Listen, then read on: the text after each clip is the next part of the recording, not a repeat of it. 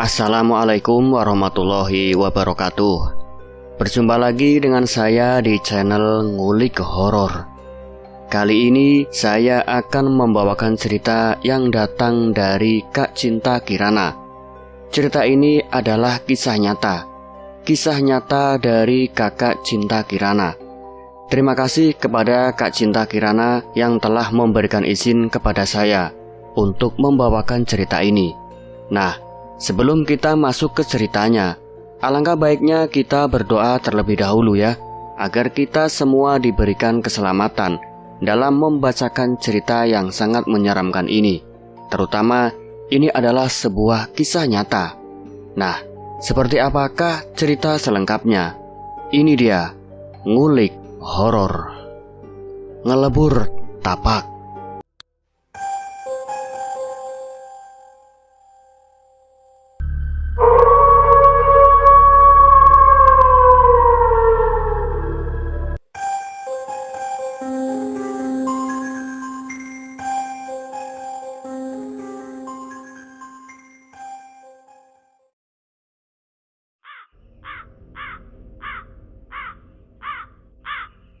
Cerita ini adalah kejadian yang sedang dialami oleh keluarga saya sendiri dan masih berlangsung sampai sekarang.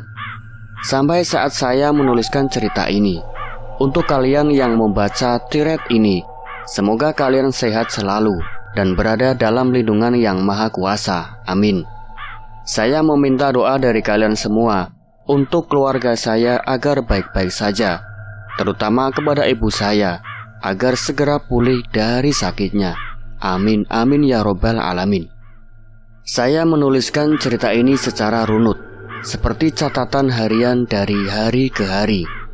Dan karena cerita ini masih berlangsung, entah kapan saya bisa menyelesaikan tulisan ini. Semoga kejadian ini segera berakhir dan saya bisa menuliskan akhir cerita yang bahagia. Hari pertama.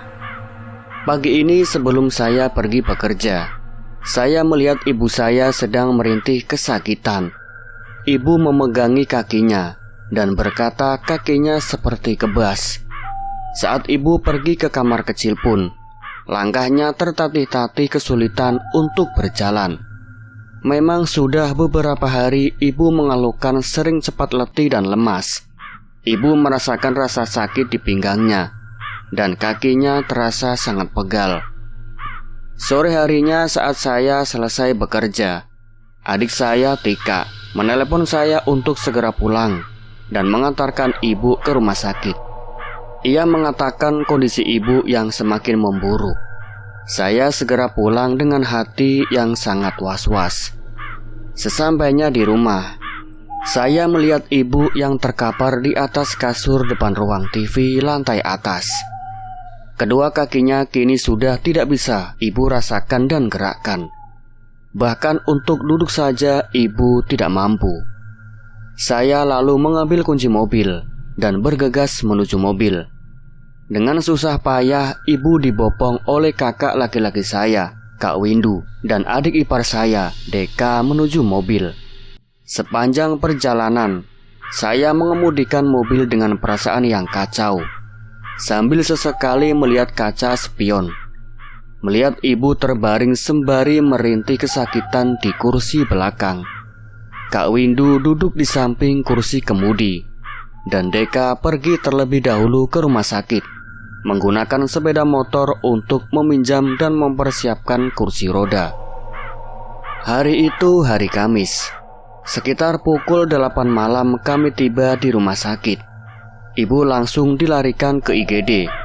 Ruangan IGD tampak dipenuhi oleh beberapa pasien karena protokol kesehatan selama masa pandemi COVID-19 ini mengharuskan penunggu pasien hanya 1 orang. Akhirnya aku yang menemani ibu. Kak Windu dan Deka menunggu di halaman depan rumah sakit. Ibu masih saja merintih merasakan badannya sakit tidak nyaman dan nyeri di sana-sini. Saat dokter menghampiri kami, dokter bertanya tentang beberapa hal yang mungkin saja menjadi penyebab kelumpuhan yang terjadi secara tiba-tiba kepada ibu. Seperti apakah ibu terjatuh?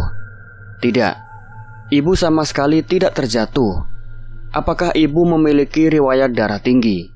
Ya, ibu memang memiliki riwayat darah tinggi, yang mungkin saja menjadi penyebab kelumpuhan.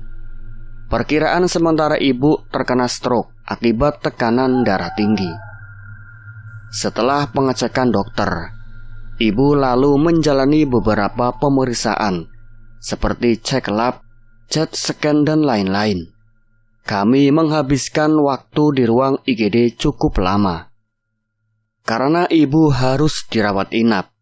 Akhirnya sekitar pukul 10:30 malam, Kak Windu dan Deka diminta pulang ke rumah dan menunggu kabar kondisi selanjutnya di rumah. Sisa saya dan ibu di rumah sakit. Saya mengelus-elus kening ibu. Bibir dan wajahnya tampak pucat pasi. Ibu yang selama ini selalu semangat kini lemas tak berdaya. Setelah selesai pemeriksaan ini dan itu, sekitar pukul 1 dini hari, ibu dipindahkan ke ruang rawat inap di lantai 3. Malam itu kami habiskan dengan mengobrol ringan sambil menyemangati ibu yang sedang berusaha tegar. Di hari kedua, seorang suster datang untuk memasangkan infus dan mengecek tekanan darah serta memberikan beberapa obat kepada ibu. Tekanan darah ibu saat itu 120/80 derajat, normal. Hari ini saya mengambil cuti agar bisa menemani ibu. Ibu ditangani oleh dokter spesialis bagian dalam dan dokter saraf. Ketika dokter datang untuk memeriksa, ia meminta ibu agar berupaya menggerakkan kakinya sekuat tenaga. Tapi tetap saja ibu tidak bisa melakukannya. Saat kakinya dicubit dan digerakkan oleh dokter pun sama sekali tidak terasa apa-apa. Kemudian dokter melihat bagian perut ibu yang membesar dan keras. Ibu lumpuh dari bagian sekitar ulu hati sampai ke ujung jari kaki, sehingga ibu tidak bisa mengontrol untuk buang air. Ibu akhirnya dipakaikan kateter urin dan diapers. Di hari ketiga, dokter meminta saya untuk mengolahragakan kaki ibu secara teratur dengan cara memutar pergelangan kaki atau mengangkat dan menekuk kaki ibu agar tidak membengkak. Ia menyampaikan pula, bisa jadi ibu mengalami saraf terjepit, sehingga untuk pulih seperti sedia kala perlu dilakukan operasi. Saya menyampaikan pada dokter, apakah keputihan yang banyak dan pendarahan yang sering berpengaruh juga pada faktor penyebab kelumpuhan ibu. Sebenarnya keterangan ini ingin ibu rahasiakan karena takut dirinya didiagnosa suatu penyakit oleh dokter. Tapi tetap saya sampaikan tanpa persetujuan ibu, agar ibu bisa sembuh secara total. Dokter menanyakan sejak kapan mengalami hal tersebut dan beberapa pertanyaan lainnya. Ibu akhirnya mau terbuka dan memberikan keterangan dengan detail. Setelah mendapatkan informasi, dokter meminta ibu untuk melakukan USG dan pemeriksaan lainnya. Di hari keempat, dari awal ibu masuk rumah sakit, saya yang selalu menemani ibu. Tapi hari ini, ibu meminta saya pulang dan beristirahat digantikan oleh Kak Windu yang hari ini libur bekerja. Kak Windu tiba sekitar pukul 9 pagi, tepat pada ibu dipanggil untuk melakukan USG. Ibu diantarkan Kak Windu ke lantai 1 untuk pemeriksaan, dan saya menunggu mereka kembali sebelum pulang.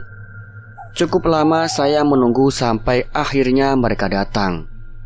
Dari raut wajah masing-masing, saya sudah bisa menebak hasil pemeriksaannya. Pasti sangat buruk. Saya melihat Kak Windu yang hanya diam sambil menyembunyikan rasa gelisahnya. Kemudian saya mengalihkan pandangan pada ibu. Kini ibu menutupi kedua mata dengan satu lengannya, menutupi air matanya yang tidak terbendung. Mungkin waktu ibu cuma sampai di sini, ucapnya tiba-tiba dengan nada yang lirih. Ibu divonis kanker serviks tingkat lanjut. Rumah sakit ini tidak menyanggupi untuk melakukan tindakan lebih lanjut, sehingga ibu harus dirujuk ke rumah sakit yang lebih besar. Keadaan di ruangan ini masih hening. Kak Windu mencari tahu seputar kanker serviks melalui handphonenya. Saya menyemangati dan meyakinkan ibu kalau ibu bisa melalui ini dan semuanya akan baik-baik saja. Lalu saya berpamitan pulang. Di rumah saya menjelaskan kepada anggota keluarga yang lain tentang kondisi ibu dan meminta keluarga untuk selalu mensupport ibu. Malamnya saya kembali ke rumah sakit. Meskipun dirawat, biasanya ibu tetap semangat dan makan dengan lahap sambil menonton televisi. Tiap hari ini ibu tampak lesu dan tidak selera makan, bahkan lebih sering melamun. Seperti ibu belum bisa menerima dengan lapang atas kondisinya saat ini. Sambil menahan tangis, dalam hati saya terus-menerus berdoa agar ibu bisa ditegarkan hatinya dan pulih seperti sedia kala. Dan saya pun harus bisa kuat untuk menguatkan ibu. Di hari kelima, hari ini hari Senin, saya harus pergi bekerja. Pagi-pagi sekali Bapak sudah datang untuk menggantikan saya menjaga ibu. Bapak baru pulang dari dinas luar kota. Ia kaget dan tidak menyangka dengan kondisi ibu saat ini. Bapak memeluk ibu tanpa kata-kata, seolah ia kehilangan bahasa untuk diucapkan. Saya lalu pamit berangkat bekerja, meninggalkan mereka berdua di ruangan ini. Hari ini rencana ibu keluar dari rumah sakit. Ibu harus pulang terlebih dahulu ke rumah sambil menunggu proses pendaftaran ke rumah sakit rujukan. Sepulang bekerja, saya kembali ke rumah sakit. Di sepanjang perjalanan, saya terus-menerus menangis. Saya menjadi orang yang secengeng itu. Saya tidak bisa menangis di depan ibu karena takut ibu akan tambah bersedih. Tiba di rumah sakit, saya sudah menyeka air mata dan menguatkan diri untuk bertemu ibu dengan memasang senyuman dan menyapanya. Saat Bapak sedang mengurus persyaratan rujukan di meja suster di bagian depan lantai 3, ibu menceritakan apa yang terjadi hari ini. Ibu bilang, Bapak hari ini menangis terus melihat ibu. Bapak tidak tega melihat ibu tidak berdaya seperti ini. Bapak yang merupakan tentara, yang terlihat gagah ternyata bisa menangis seperti ini juga. Mereka lalu saling introspeksi diri satu sama lain. Barangkali telah membuat suatu kesalahan sampai harus sakit seperti ini. Selama menjaga ibu, Bapak lebih sering melamun. Pikirannya berpikir keras, terlihat dari raut wajahnya. Bapak membelai dan menggenggam tangan ibu sambil terus menyemangati kalau ibu adalah wanita yang kuat dan pasti bisa bertahan melalui ujian ini. Malamnya ibu kembali ke rumah.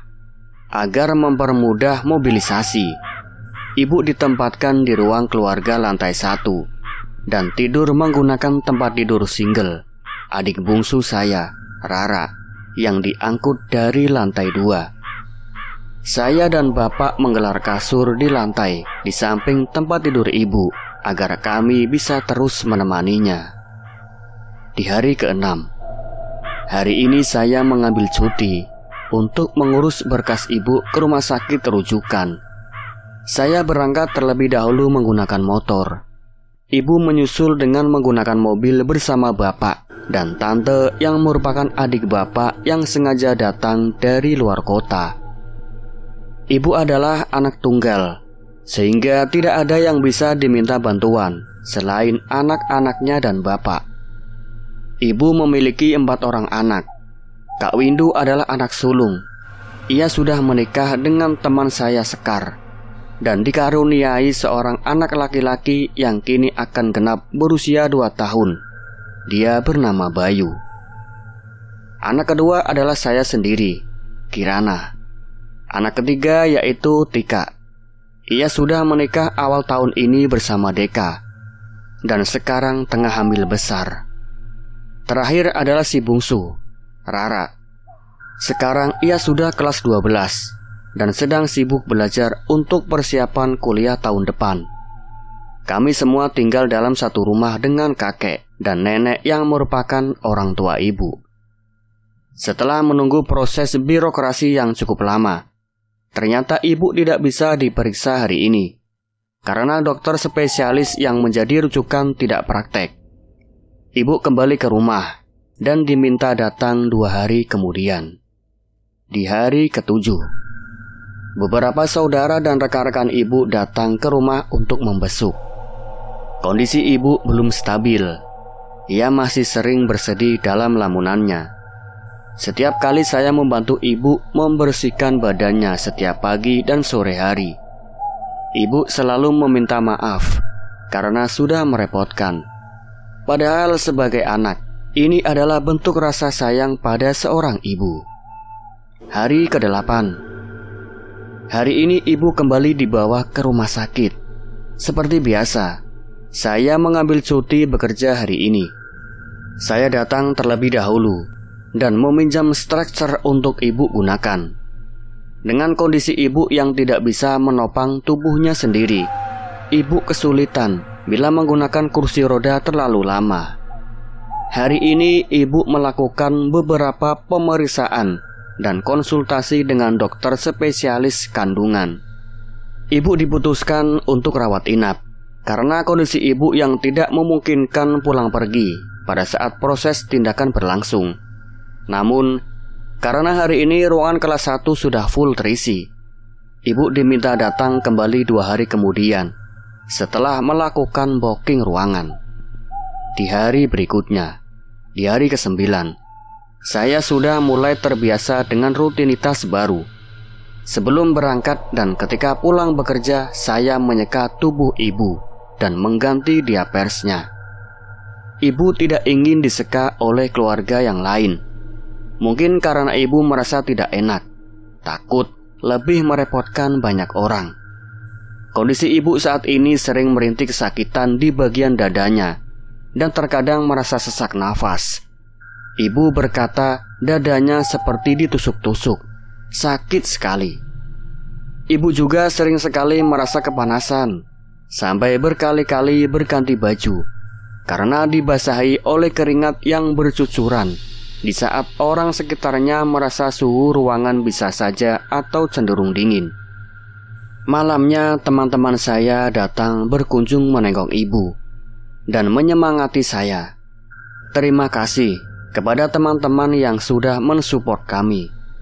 Di hari ke-10, hari ini ibu mulai dirawat inap. Saya bertugas menemani ibu setiap malam karena ibu harus diseka pagi dan sore, sedangkan bapak menggantikan menjaga ibu di siang hari. Ruangan di rumah sakit ini nyaman dan bersih. Pelayanannya pun sangat bagus.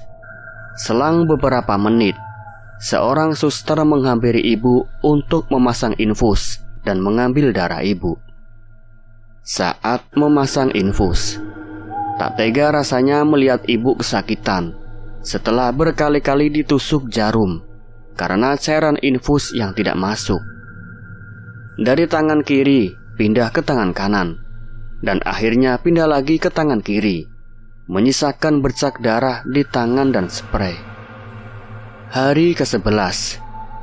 Pagi ini sekitar pukul 10, Kak Windu yang hari ini libur bekerja datang menggantikan saya menjaga ibu. Saya lalu mencium kening ibu, pamit pulang ke rumah. Jarak rumah sakit ini ke rumah cukup jauh, sekitar 45 menit menggunakan sepeda motor. Sesampainya di rumah, kakek langsung menanyakan keadaan ibu. Kondisi ibu belum ada perubahan sama sekali. Ibu harus melakukan biopsi untuk memeriksa jaringan kankernya, kemudian melakukan pemeriksaan MRI. Dokter saraf di rumah sakit yang sekarang pun menanyakan hal yang sama pada ibu. apakah ibu terjatuh ataukah memiliki riwayat darah tinggi. Tapi selama ibu dirawat dari rumah sakit, sebelumnya hingga yang sekarang, tekanan darah ibu normal, bahkan lebih sering rendah. Dari pertanyaan yang diajukan, dokter tampak kebingungan karena kondisi ibu yang menjadi lumpuh hanya dalam 1 hari saja, dan selang waktu kelumpuhan dari kaki kanan ke kiri hanya dalam waktu 3 menit. Siang harinya di rumah, ada Tante Trisno datang beserta suami dan anak mereka. Di ruang tamu, bapak menceritakan keadaan ibu dari sejak awal sakit hingga kondisi terkini. Saya juga berada di ruang tamu, duduk di sebelah Tante Trisno. Tante Trisno adalah tetangga kami saat kami tinggal di kompleks tentara dulu, dan sudah kami anggap seperti keluarga sendiri. Suaminya kini sudah pensiun, dan mereka sekeluarga pindah ke kampung halamannya di daerah Salatiga di Jawa Tengah. Saat bapak sedang bercerita, Tante berbisik pada saya bahwa ia ingin mengobrol berdua saja dengan saya, karena ada hal penting yang harus disampaikan. Kami pun pergi ke bagian dalam rumah, dekat dengan kamar mandi, agar obrolan kami tidak didengar oleh siapapun. Tante mulai bercerita pada saya dengan mimik wajah yang serius, sambil sesekali menggenggam tangan saya. Katanya, jangan sampai bapak tahu apa yang Tante sampaikan, karena Tante khawatir kalau bapak tidak akan mempercayainya. Jadi, Tante Trisno itu pernah mengalami sakit secara tiba-tiba. Bagian perutnya terasa sangat nyeri, dan akhirnya dilarikan ke rumah sakit. Pihak rumah sakit mengatakan kalau Tante harus menjalani operasi agar bisa sehat kembali. Padahal Tante tidak pernah ada keluhan di bagian perut sebelumnya. Akhirnya Tante memutuskan untuk menggunakan pengobatan alternatif. Tante mendatangi seorang ustadz yang biasa membantu mengobati orang sakit di daerah Salatiga. Saat pengobatan, ustadz tersebut mengatakan bahwa sakit yang dialami oleh Tante disebabkan oleh adanya orang yang ingin Tante sakit keras, bahkan hingga meninggal, agar orang tersebut bisa merebut Om Trisno. Setelah itu Tante rutin menjalani pengobatan dan berangsur-angsur pulih. Pada saat akan pergi ke rumah kami, Tante menceritakan pada ustadz tersebut bahwa Tante akan pergi keluar kota untuk mengunjungi temannya. Ustadz tersebut tiba-tiba merenung, berpikir sejenak, sampai akhirnya ia mengatakan kalau ibu saya ini kasihan. Ibu diikat di bagian perutnya yang menyebabkan ibu lumpuh. Padahal Tante sama sekali belum menceritakan bahwa ia akan menengok ibu, siapa nama ibu, dan apa yang sedang dialami ibu. Ustadz tersebut kemudian meminta nama lengkap ibu dan meminta Tante menunjukkan fotonya. Ketika Tante memperlihatkan foto ibu yang sedang duduk bersebelahan dengan Tante, ustadz itu mengatakan kalau foto tersebut pasti foto yang diambil baru-baru ini. Ya, foto itu memang diambil kurang lebih 2 minggu sebelum ibu jatuh sakit saat Tante berkunjung ke rumah. Ustadz tersebut mengatakan bahwa dalam foto itu sudah terlihat kalau ibu sedang mengalami proses pengikatan secara gaib. Ia menambahkan, sakit yang diderita ibu memang ada faktor medisnya. Akan tetapi faktor non-medisnya tidak kalah berbahaya apabila tidak segera ditangani. Ia lalu memberikan air doa dalam botol 1 liter yang harus diminumkan pada ibu dan dioleskan ke bagian tubuh yang lumpuh. Setelah Tante menjelaskan semua itu, ia pamit untuk pergi ke rumah sakit, mengunjungi ibu dan memberikan air doa pada ibu. Katanya, saat air doa itu diminumkan, apabila ibu merasa mual dan ingin muntah, maka muntahkan saja, jangan sampai ditahan. Saya pun mengiyakan. Setelah tante pergi, saya masih berpikir keras antara percaya atau tidak percaya kalau hal seperti itu menimpa keluarga saya sendiri. Di sisi lain, malamnya saya kembali ke rumah sakit menggantikan Kak Windu. Di rumah sakit, ibu bercerita tentang kedatangan Tante Tresno. Tante Tresno menjelaskan pada ibu apa yang dijelaskan juga pada saya. Tante meminumkan air doa itu dan mengambil sedikit airnya lalu mengoleskannya pada bagian kaki ibu. Dengan tiba-tiba bagian telapak kaki ibu bergerak, padahal ibu tidak menggerakkannya, walaupun hanya sebentar. Tapi hal itu menambah keyakinan tante kalau ada sesuatu yang janggal pada sakitnya ibu. Tante kemudian menyarankan agar ibu ikut berobat bersamanya ke Salatiga. Tapi dengan kondisi ibu yang sekarang, jangankan ke Salatiga, perjalanan dari rumah ke rumah sakit saja ibu sudah kewalahan. Meskipun begitu, tante berkata akan lebih sering mengunjungi ibu dan membawa air doa. Di hari ke-12, hari ini saya harus masuk kerja. Bapak yang hari ini mengambil cuti sudah datang selepas subuh ke rumah sakit untuk menemani ibu. Karena jarak rumah sakit ke tempat saya bekerja cukup jauh, saya berangkat menggunakan kereta api yang berangkat pukul 5:30 pagi. Stasiun kereta tampak senggang, tidak banyak orang berlalu lalang. Di dalam kereta saya memilih untuk duduk di kursi yang dekat dengan jendela. Sepanjang perjalanan saya melihat banyak pemandangan dan hiruk-pikuk kehidupan kota. Tapi di dalam pikiran saya hanya dipenuhi oleh ibu. Ingin ibu segera pulih kembali. Sampai tak terasa air mata mulai mengalir, membasahi masker yang saya kenakan. Saya tidak ingin berpisah dari ibu. Selama di kantor saya menghubungi bapak lewat WA, menanyakan keadaan ibu.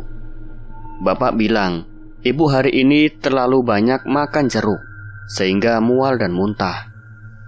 Tapi saya justru berpikir mual dan muntah itu efek dari air doa yang dikonsumsi ibu. Entahlah. Hari ini juga ibu melakukan pemeriksaan biopsi. Sampel jaringan kanker ibu diambil oleh dokter spesialis kandungan dan akan dianalisa di laboratorium. Bapak mengatakan juga pada saya kalau malam ini tidak perlu datang ke rumah sakit karena akan ada Tante Wita, adik bapak yang akan menginap dan mengurus kebutuhan ibu. Bapak meminta saya untuk pulang dan beristirahat. Sepulang kerja, saya pun pulang ke rumah dan berkumpul dengan Sekar, Bayu, Tika, dan Rara di kamar ibu di lantai 2. Kamar yang sudah tidak ditempati semenjak ibu sakit. Saya duduk di kursi di depan lemari cermin rias ibu. Sekar, Tika, dan Rara duduk di atas tempat tidur ibu.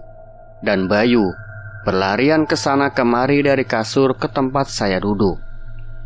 Saya mulai bercerita pada mereka tentang kondisi ibu dan menyampaikan apa yang Tante Tresno katakan, lalu meminta agar kita semua rutin mendoakan kesembuhan ibu.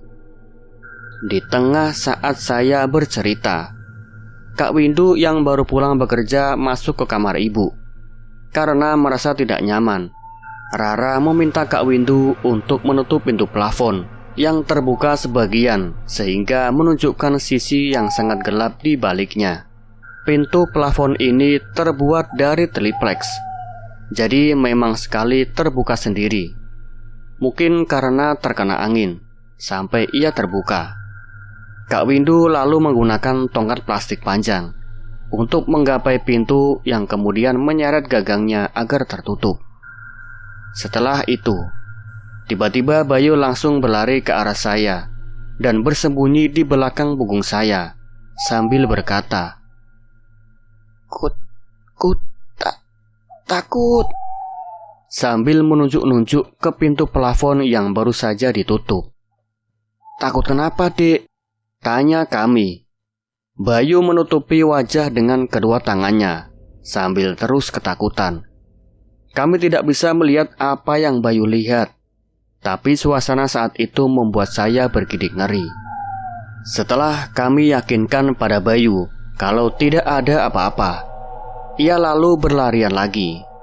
Tapi setiap kali ia melihat ke arah pintu plafon, Bayu langsung berlari ke belakangku sambil ketakutan. Akhirnya, kami semua keluar dari kamar ibu dan memutuskan untuk berkumpul di ruang TV saja. Sebelumnya, Bayu juga sering takut melihat suatu tempat di rumah ini, bahkan sampai menangis. Pernah suatu malam di kamar Sekar, pada saat Kak Windu belum pulang bekerja. Di kamar hanya ada saya, Sekar, dan Bayu.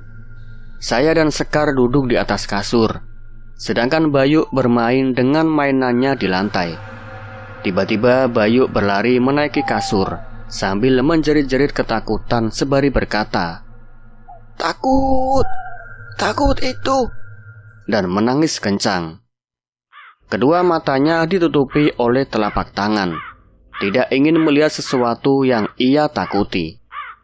Saat ditanya Bayu takut apa, balita yang baru belajar berbicara dan berumur 1 tahun 8 bulan itu hanya menunjuk-nunjuk bagian atas lemari.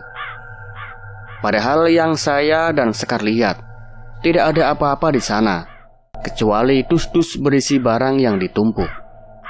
Tapi setiap kali Bayu melihat ke arah itu, ia langsung ketakutan dan menangis kencang lagi.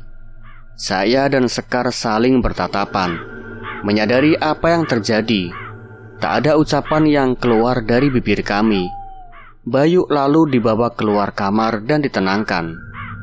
Di hari ke-13, pagi ini di kantor, saya masih memikirkan kejanggalan demi kejanggalan yang terjadi.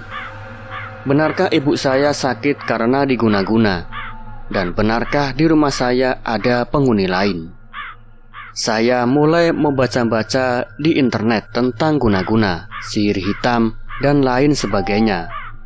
Mencari tahu juga mengenai penyebab, cara menyembuhkan, dan cara menghindari santet. Biasanya saya gemar membuka thread horor di Twitter. Tapi ketika cerita seperti ini menimpa keluarga saya, untuk memikirkannya saja saya merasa tidak sanggup.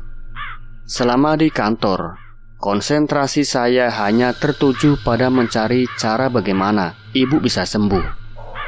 Hingga tiba waktu pulang, saya harus kembali ke rumah sakit karena Tante Wita siang ini kembali keluar kota digantikan oleh bapak yang bekerja di rumah sakit. Sepulang kerja saya menaiki kereta pukul 6:30 malam. Sebenarnya saya keluar kantor pukul 5 sore.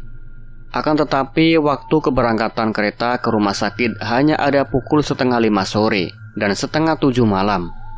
Jadi saya harus menunggu 1 jam lebih hingga kereta datang.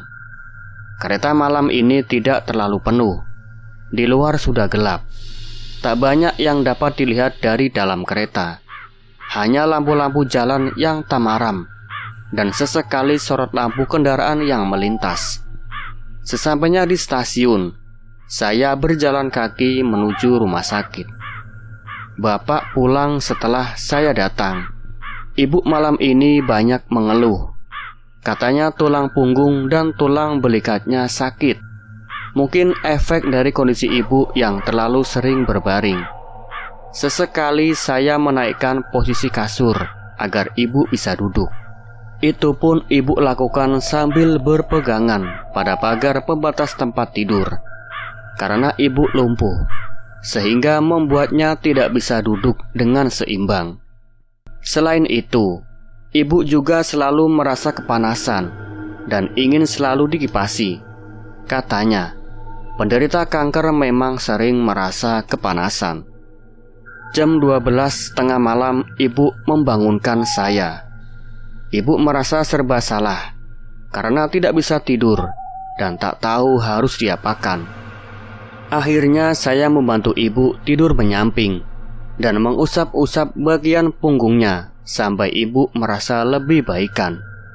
Di hari berikutnya, di hari ke-14, pagi ini selepas saya menyeka ibu, saya berangkat bekerja. Bapak sudah datang sejak subuh. Hari ini rencananya ibu akan menjalani MRI. Tapi karena kondisi ginjal ibu sedang tidak baik, MRI diundur esok hari. Sorenya saya kembali ke rumah sakit menggunakan kereta. Malam ini saya ditemani oleh Kak Windu yang ikut berjaga di rumah sakit. Selain membantu segala keperluan ibu, tugas kami sebagai anak saat ini adalah menjaga semangat ibu agar tidak menyerah dan tetap semangat menjalani pengobatan. Di hari ke-15, seperti biasa, pagi ini saya kembali bekerja. Hari ini ibu ditemani oleh Kak Windu yang izin tidak bekerja dan bapak yang datang sambil membawakan kami sarapan. Sekitar pukul 10 pagi, ibu menjalani proses MRI. Diagnosa sementara dari hasil MRI adalah ibu mengalami gangguan di bagian tulang belakang. Bapak dan Kak Windu sama-sama melihat hasil MRI dan melihat susunan tulang belakang ibu yang agak tidak beraturan. Hasil selengkapnya akan diberikan oleh dokter sekitar 1 bulan ke depan. Malam ini yang berjaga di rumah sakit adalah Kak Windu dan Tante Wita yang datang dari siang. Saya pulang ke rumah sekitar pukul 8 malam karena ada urusan terlebih dahulu. Saat sampai gerbang rumah, entah kenapa halaman rumah terlihat sangat gelap dan mencekam. Ada aura tidak nyaman rasanya. Saya lalu buru-buru masuk ke rumah. Di rumah, Tika menceritakan pada saya ada kejadian janggal yang terjadi subuh tadi. Seperti biasa, kakek bangun sekitar 2 jam dini hari untuk sholat tahajud dan tadarus Al-Quran sambil menunggu azan subuh. Saat sedang mengaji, kakek melihat ada selai rambut hitam panjang yang menjuntai di depan keningnya. Kakek lalu meraih rambut itu dan mengambilnya. Tapi kakek tak menemukan ada rambut di tangannya. Kakek lalu lanjut mengaji lagi. Kemudian rambut itu kembali menjuntai. Kakek meraih dan menariknya lagi, tapi tetap tidak ada yang terambil. Kejadian ini seperti sebuah firasat. Selanjutnya kakek mengatakan pada Tika kalau ada sesuatu yang tidak beres dengan sakitnya ibu. Memang saat awal sakit, ibu juga pernah mengatakan bahwa bisa jadi sakitnya ibu adalah karena ada seseorang yang tidak suka dengan bapak atau ibu. Menurut ibu, ada banyak orang yang ingin berada di posisi jabatan bapak saat ini. Di hari ke-16, hari ini pihak rumah sakit mengatakan pada ibu bahwa ibu tidak bisa melakukan operasi karena kanker yang ada di dalam tubuh ibu sudah menyebar dan akan sangat beresiko apabila dioperasi. Akhirnya dokter menyarankan pada ibu untuk melakukan terapi sinar atau radioterapi. Akan tetapi terapi tersebut tidak bisa dilakukan di rumah sakit ini karena keterbatasan fasilitas. Akhirnya ibu harus dirujuk lagi ke rumah sakit yang lebih jauh untuk melakukan terapi. Untuk saat ini ibu masih dirawat sampai berkas rujukan selesai dibuat. Hari ini seharian bapak menemani ibu. Sepulang kerja saya langsung menaiki kereta menuju rumah sakit. Bapak mengirim pesan bahwa malam ini bapak akan menginap juga di rumah sakit menemani saya dan ada hal yang ingin bapak sampaikan. Saat saya tiba di kamar ibu, ternyata bapak akan pulang dulu ke rumah untuk mengambil perlengkapan ibu dan beberapa pakaian ganti. Saya yang penasaran dengan cerita bapak menanyakan pada ibu apa yang terjadi. Tapi ibu tidak ingin menceritakannya dan meminta saya menunggu sampai bapak kembali agar mendengar cerita secara langsung dari bapak. Sekitar jam 9, bapak yang baru kembali ke rumah sakit Langsung saya todong dengan pertanyaan apa yang ingin Bapak ceritakan. Bapak lalu bercerita bahwa hari ini datang salah satu rekan kerja Bapak, Pak Satria, ke rumah sakit bersama istrinya. Sebelumnya Bapak mengira Pak Satria ini datang sebagai perwakilan yang menjenguk ibu karena Bapak meminta doa di grup WA rekan kerjanya untuk kesembuhan ibu. Yang aneh adalah atasan Bapak langsung mengirim pesan secara pribadi pada Bapak, menanyakan nama lengkap beserta binti dan tanggal lahir ibu. Setelah itu mengatakan bahwa akan ada anggota ke rumah sakit yang ternyata adalah Pak Satria. Saat datang, Pak Satria menceritakan bahwa setelah melihat nama dan tanggal lahir ibu, sakitnya ibu ini memang ada faktor non-medisnya.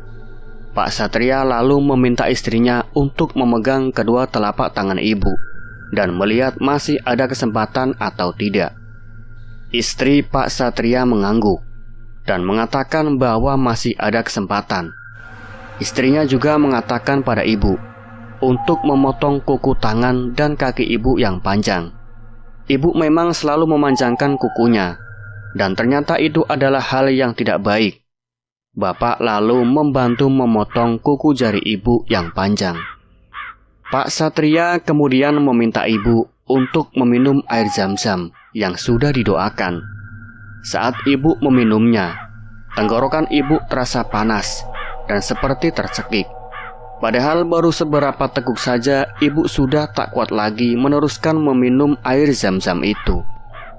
Karena penasaran, Bapak mencoba meneguk air itu, dan Bapak pun merasakan sensasi yang sama seperti yang ibu rasakan. Padahal hanya beberapa teguk air putih, tapi rasanya amat sangat tidak karuan dan menyesakkan saat diminum. Pak Satria lalu memegang pundak Bapak sambil menerawang dan mengatakan bahwa Bapak juga terkena gangguan. Atau lebih tepatnya, gangguan ini sebenarnya diarahkan pada Bapak, hanya saja tidak mempan, akhirnya mengenai ibu. Bapak lalu teringat, memang 5 bulan sebelum ibu masuk rumah sakit, Bapak sempat dirawat inap juga karena tidak enak badan dan sesak nafas. Saat diperiksa oleh dokter, Bapak didiagnosa mengalami kelainan jantung. Namun setelah berkali-kali dilakukan pemeriksaan EKG, jantung Bapak baik-baik saja. Kemudian Bapak melakukan pemeriksaan dan ronsen paru-paru. Hasilnya paru-paru Bapak juga sehat. Bapak akhirnya dipulangkan setelah beberapa hari dirawat di rumah sakit dan hanya diberi obat saja. Sakit Bapak ini memang agak aneh. Saat di rumah dan sesak napas, Bapak pergi ke beranda sambil membawa kasur kecil dan bertelanjang dada mengatakan kalau di dalam ruangan terasa sangat pengap dan panas. Padahal udara di luar dingin dan hanya Bapak saja yang merasa kegerahan. Hari itu berlangsung beberapa lama. Bapak selalu merasa khawatir dan takut akan sesuatu, padahal tidak ada apa-apa. Bapak yang terlihat kekar dan berani saat di lapangan, saat itu nampak seperti anak kecil yang ketakutan dan selalu ingin ditemani. Mungkin saat ini adalah proses di mana gangguan tersebut menyerang Bapak, dan Bapak terkena radiasi dari gangguan tersebut. Sebenarnya, tahun ini hampir seluruh anggota keluarga kami masuk rumah sakit dan dirawat dengan sakit yang cenderung tidak jelas. Hari ini Bapak baru menyadari kalau itu semua adalah rangkaian dari gangguan yang ditujukan kepada Bapak. Setelah menceritakan semua itu pada Pak Satria lalu mengusap punggung Bapak. Pak Satria mengatakan bahwa gangguan itu tidak mempan terhadap Bapak, karena di dalam diri Bapak ada sesuatu. Bapak lalu menyampaikan pada Pak Satria kalau memang Bapak pernah dirajah oleh ayah angkatnya sebelum beliau meninggal. Raja biasanya dilakukan pada benda mati yang kemudian dijadikan jimat. Hanya saja pada kasus Bapak, yang menjadi medianya bukanlah benda mati, melainkan tubuh Bapak sendiri. ada tulisan gaib yang tertulis di belakang punggung Bapak. Namun, setelah Bapak mencari tahu apa yang tertulis pada beberapa orang pintar, mereka semua tidak bisa membacanya, termasuk Pak Satria. Bapak ingin sekali melepaskan raja itu, karena memang Bapak juga tidak bisa dan tidak ingin mendalami untuk bisa menggunakannya. Tapi, sampai saat ini belum ada orang yang bisa mengeluarkan sesuatu yang ada di dalam tubuh Bapak. Pak Satria lalu kembali pada ibu. Kini ia berdiri di samping ibu sambil membacakan doa dan melakukan gerakan seperti mengambil dan menarik sesuatu. Beberapa kali Pak Satria menunjukkan gerakan seperti diserang oleh sesuatu yang kemudian ditahan dan dilawan oleh Pak Satria. Setelah pergulatan itu, Pak Satria memasukkan sesuatu itu pada botol yang dipegang oleh istrinya dan memastikan pada istrinya apakah sesuatu itu sudah masuk atau belum. Saat istrinya mengatakan sudah masuk, Pak Satria kemudian menutup rapat botol itu dan melakukan gerakan seperti membungkus serta mengikat botol tersebut dengan tangannya. Pak Satria meminta istrinya untuk menjelaskan pada ibu dan bapak apa yang sudah diambilnya. Istrinya berkata, kalau ada makhluk hitam besar berbulu lebat dan bertaring panjang yang mendiami perut ibu, dan ada makhluk serupa dengan ukuran yang lebih kecil sedang menduduki kaki ibu. Pak Satria lalu menjauhkan botol itu dan berkata, kalau kini botol tersebut sangat bau sekali, bau busuk yang sangat menyengat. Hanya saja ibu dan bapak tidak dapat mencium bau busuk itu. Pak Satria nantinya akan membawa botol itu dan membuangnya. Setelah bapak menceritakan semua itu, memang malam ini saat saya mengganti diapers ibu, tidak ada bau yang biasanya selalu ada dan sangat menyengat dari keputihan ibu, yang membuat ibu seringkali merasa tidak percaya diri apabila dekat-dekat dengan orang lain. Apakah bau tersebut memang berasal dari makhluk yang dikeluarkan Pak Satria? Entahlah, pikiran saya sulit sekali mencerna kejadian demi kejadian yang terjadi. Nah, seperti apakah cerita selanjutnya di Ngelebur Tapak? Nantikan cerita selanjutnya hanya di Ngulik Horor. Tapi sebelum itu, saya pribadi dari sini selalu mendoakan kepada Ibu Kakak Citra Kirana. Semoga ibu segera disembuhkan dari penyakitnya. Semoga Allah juga mengangkat penyakit yang ada di dalam tubuh Ibu Kak Citra Kirana. Amin, amin ya robbal alamin. Nah, sekian dulu dari Ngulik Horor. Wassalamualaikum warahmatullahi wabarakatuh.